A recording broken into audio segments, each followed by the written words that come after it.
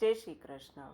અષાઢ સુદ 11થી ચાતુર્માસ પ્રારંભ થાય છે અને આ ચાતુર્માસમાં બધા અલગ અલગ પ્રકારના નિયમો, સંકલ્પો વગેરે લેતા હોય છે. તો આપણે આ જો નિયમ લઈએ તો એ નિયમ લેતા પહેલાં તો આપણા મનને એકદમ સ્વચ્છ કરવું પડે, આપણા મનને એ રીતે તૈયાર કરવું પડે, વિશ્વાસ દેવડાવવો પડે કે આપણે જે સંકલ્પ લેશું તે સંકલ્પ આપણે જરૂર પૂર્ણ કરીશું. અને સૌથી પ્રથમ તો આપણે એ વિચારીશું કે જે સેવ્ય ઠાકોરજી મારા ઘરે બિરાજે છે એ જ ઠાકોરજી બીજાના પણ હૃદય કમળમાં બિરાજે છે, તો હું એ બધા ઉપર ખુશ રહીશ. રાગ, દ્વેષ, ઈર્ષા એને દૂર રાખવાનો પ્રયત્ન કરીશ, બને તો એને હું દૂર જ રાખીશ. હવે એમાં જો પુષ્ટિ વૈષ્ણવો છે એ કોઈ વસ્તુ ખાવી ન ખાવી તેને બહુ મહત્ત્વ નથી આપતા, પરંતુ જે સેવા અને સેવા લગતી જે વસ્તુઓ છે એને વધુ મહત્ત્વ આપતા હોય છે.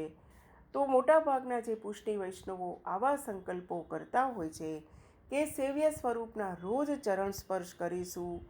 બીજું છે કોઈના કોઈ ઠાકોરજીની નાની મોટી સેવા, રંચક પણ સેવા આપણે કરીશું. પ્રભુ નાની અમથી સેવાને પણ મોટી ગણે છે. કોઈ એક સામગ્રી ઠાકોરજી માટે અવશ્ય બનાવીશું. જો સેવા સમયે આપણે કોઈ વાર ગુસ્સો નહીં કરીએ, જેથી પ્રભુને ખૂબ જ શ્રમ પડે છે. આપણા જ દ્રવ્યથી ઠાકોરજીને લાડ લડાવીશું.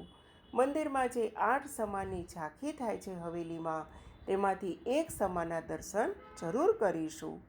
અને દર્શન જ્યારે કરવા જઈશું તો કોઈ લૌકિક વાતો નહીં કરીએ, પરંતુ જે આપણે પ્રભુના નક્ષિક દર્શન કર્યા છે તેના શૃંગાર, વસ્ત્ર, પ્રભુ કઈ લીલામાં આજે બિરાજી રહ્યા છે તે સ્વરૂપનું આપણે જરૂરથી ચિંતન કરીશું. ગાયનું આપણે ગોગ્રાસ કાઢીએ કે ગાયની કોઈ થાળી કાઢીએ, એ કાઢી અને આપણે પ્રસાદ લેશું. અત્યારે જે સૌથી મુશ્કેલ છે જે બહારનું ખાનપાન, એ બહારનું ખાનપાન બંધ કરીશું. ઠાકોરજીની માળા આપણે જાતે જ સિદ્ધ કરીશું. નિત્ય એક કીર્તન ઠાકોરજીની સન્મુખ કરીશું. આપણે કોઈ જ માંગણી, કોઈ આપણે અપેક્ષાઓ, ઈચ્છાઓ પ્રભુ પાસે નહીં માંગીએ, નહીં કરીએ, માત્ર તેમના તત્સુખના ભાવથી સેવા કરીશું. અને કોઈ સંજોગોવશાત આપણે જો સેવા ન કરી શકીએ, એવા કોઈ સંજોગો આવી જાય કે આપણને પ્રભુની સેવાથી દૂર થવું પડે, તો એ ટાઈમે આપણે નામ સેવાનો આશ્રય લઈશું, જપ પાઠનો ક્રમ રાખીશું, વલ્લભકુળના આપણે વચનામૃત સાંભળીશું અને રાત્રે સૂતા પહેલાં આશ્રયનું પદ જરૂરથી કરીશું. આવું આપણે નિયમો લઈ શકીએ. બીજા પણ ઘણા બધા નિયમો વૈષ્ણવો લેતા હોય છે. આપણે તો એ જ વિચારીએ કે ભગવદીઓનો સંગ, સત્સંગનો આધાર અને માથે બિરાજતા પ્રભુની સેવા, 3 આપણને મળી જાય તો વૈષ્ણવોના જીવનમાં સદાય વસંત બની રહે છે.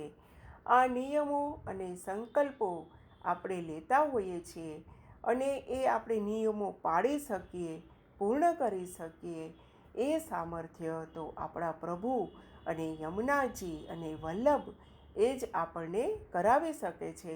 જો એ બધાની કૃપા ન હોય તો આપણે કોઈ પણ નિયમનું પાલન નથી કરી શકતા. જય શ્રી કૃષ્ણ. શ્રીનાથજી બાવા કી.